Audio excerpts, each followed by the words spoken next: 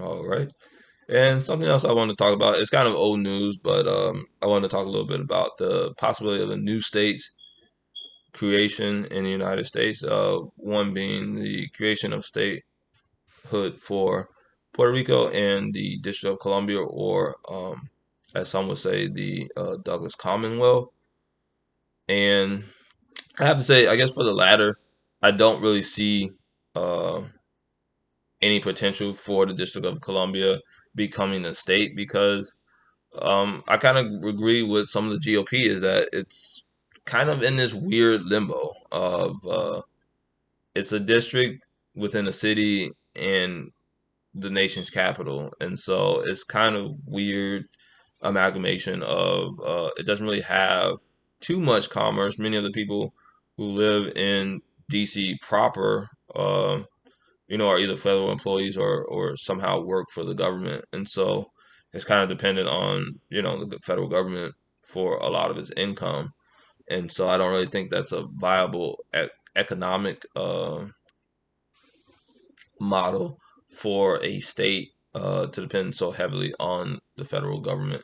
However, I guess a compromise to statehood would be because obviously many of the residents in the District of Columbia do not have a voting member of Congress and a representative or two senators like most other states. However, I think a compromise to statehood for the District of Columbia would be possibly having it as a district and having that member of Congress who they do have. I can't remember um, the individual's name. I've seen I can see her face. I just can't think of her name at the moment. But having her just be a voting member of Congress, that would kind of end the whole no taxation without representation, which is the motto of the District of Columbia or Washington D.C. And so I think that would somehow placate some people in Congress, or at least it wouldn't be because essentially what's gonna happen is that they're trying to make a power play for DC being a reliable Democratic stronghold. And if it was a reliable Democratic stronghold, it's gonna have two fairly uh, liberal left leaning Democratic senators who are gonna change the balance of power in the Senate. And Congress as a whole is having another voting representative as well. And so I think that would be more in line of a compromise is that you keep the status of a district, but now it is a district that has a congressional district as well, where they have a voting member of Congress. And so that would kind of end the whole, not being representative argument of DC because they do have a voting member of Congress.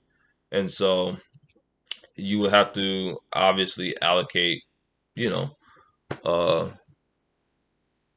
resources to them accordingly as a district. But um, I just think that that's a better resolution to the issue than, uh, it's a better resolution to the issue than having no voting representation or making it a state and having this over representation of two senators.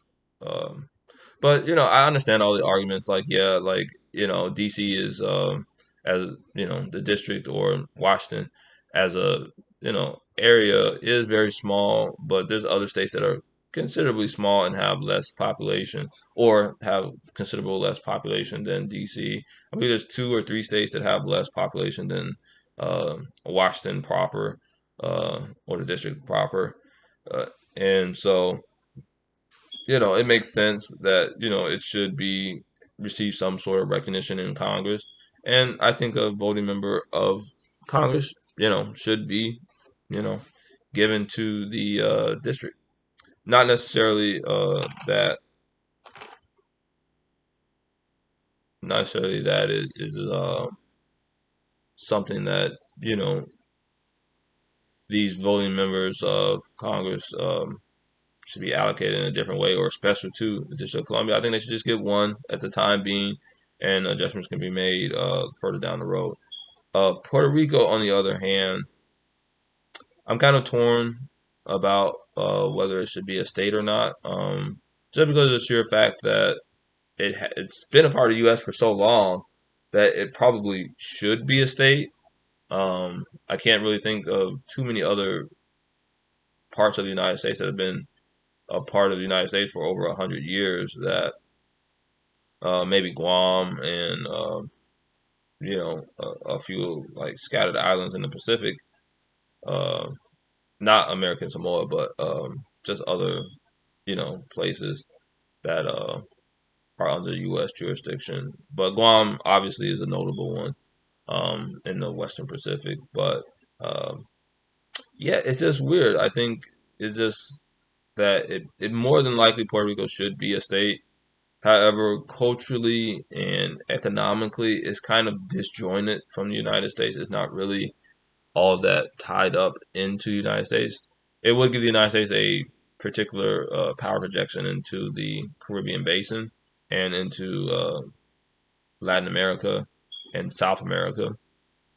But it just culturally like isn't that much part. It to me it just doesn't. Puerto Rico just doesn't feel as much a part of the United States as other parts. And I know there's obviously been states that have been, you know, uh, molded into Americana. Especially places like Texas, Arizona, California, even states as far flung as Washington and Alaska and Hawaii. But to me, it just doesn't feel like Puerto Rico is quite a part of the United States, and that's just culturally. It's been part of the Spanish Empire and then the colonial holdings of the Spanish Kingdom, and so there's more of a cultural tie to Spanish culture than it is to American culture, and you know, for it having been part of the United States, I believe since what 1901. Um, previous to that, it had been part of a Spanish colony for 300 plus years, and so I think it probably will be beneficial if Puerto Rico could become its own state, but there's so many uh, economic issues that are going into it. For one, people that live in Puerto Rico will probably have to start paying income taxes. Citizenship wouldn't really be a problem since most of, if not all, of people that live in Puerto Rico are considered U.S. citizens by the federal government, and they're allowed to serve in the military and do all those things. And so it's not really that much of a stretch to get them to statehood. It's just that I worry about the population. I worry about how viable the economy of Puerto Rico is. It's mainly tourism, but you can make the same case for Hawaii. Hawaii has mainly a tourist economy.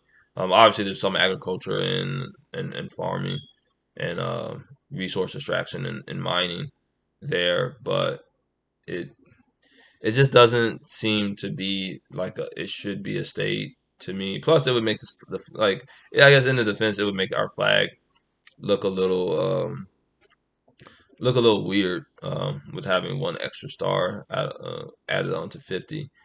But I don't really know.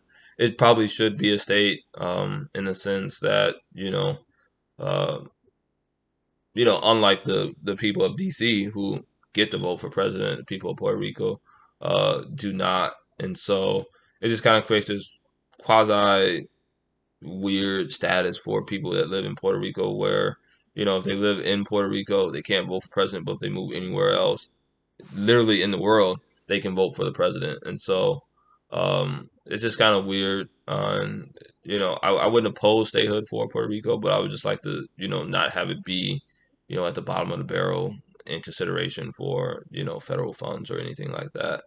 And so eventually I think statehood for Puerto Rico will probably happen. but it probably will be a very long process for that to happen. So we'll wait and see what happens. That's just some of my thoughts about what you know those two potential states could happen. I've been to, I believe I've been to both. I've been to the District of Columbia in Washington and Washington and the District of Columbia, and I've also been to. I think I took a cruise to Puerto Rico. I don't think I've actually stayed there that long. But San Juan is, it's a beautiful city and, very historic and things like that. And so, I like to see both of them, get all the political rights that there are afforded. So, as always, just leave a comment or like or share if you want. And thanks for watching.